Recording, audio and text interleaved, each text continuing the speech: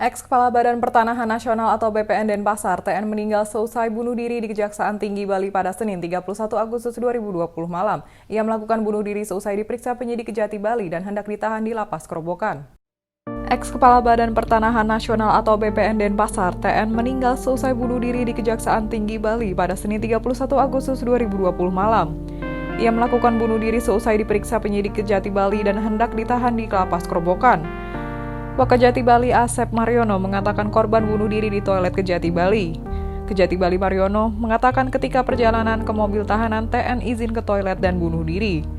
Mariono mengatakan TN awalnya diperiksa Kejati Bali sejak pukul 10 WITA. TN saat itu membawa sebuah tas kecil dan diminta menyimpannya di loker sebelum diperiksa. Lalu saat jam makan siang, pemeriksaan sempat terhenti karena tersangka izin makan dan sholat. Namun hingga pukul 15.00 waktu Indonesia Tengah, TN belum juga memperlihatkan diri dan tidak bisa dihubungi. Kejati Bali lalu melacaknya dan menemukan TN berada di rumahnya di Gunung Talang, Denpasar.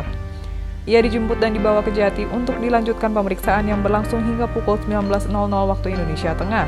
Lalu setelah pemeriksaan, rencananya TN ditahan ke Lapas Kerobokan. Sebelum turun ke lantai 1, ia minta izin ke toilet. Namun tak lama kemudian terdengar ledakan. Petugas yang mengawalnya lalu masuk ke toilet dan menemukannya sudah terkapar. Kemudian ia dilarikan ke rumah sakit dan dinyatakan meninggal dunia. Dengan meninggalnya tersangka, maka kasus dugaan gratifikasi ini ditutup. Diberitakan sebelumnya, kasus ini bermula dari laporan PPATK atau Pusat Pelaporan dan Analisis Transaksi Keuangan terkait dugaan penerimaan uang dari terdakwa kasus penyertifikatan lahan Tahura saat disidangkan beberapa waktu lalu. Hasil PPATK ini kemudian dikirimkan ke penyidik Pitsus Kejati Bali. Setelah mendapatkan sejumlah alat bukti dan pemeriksaan saksi-saksi, penyidik menetapkan TN sebagai tersangka gratifikasi pada 13 November dan 13 April 2020 sebagai tersangka TPPU.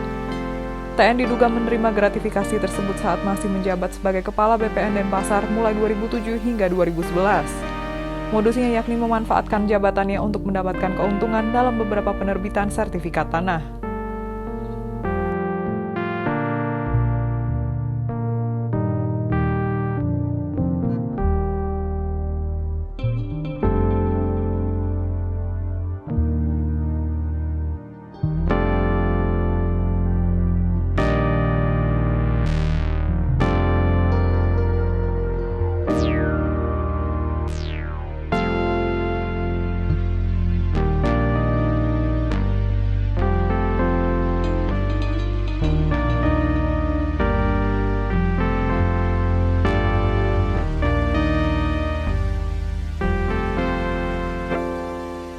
Demikian informasi dari Tribun Jateng Update. Saksikan terus Tribun Jateng Update hanya di channel YouTube Tribun Jateng.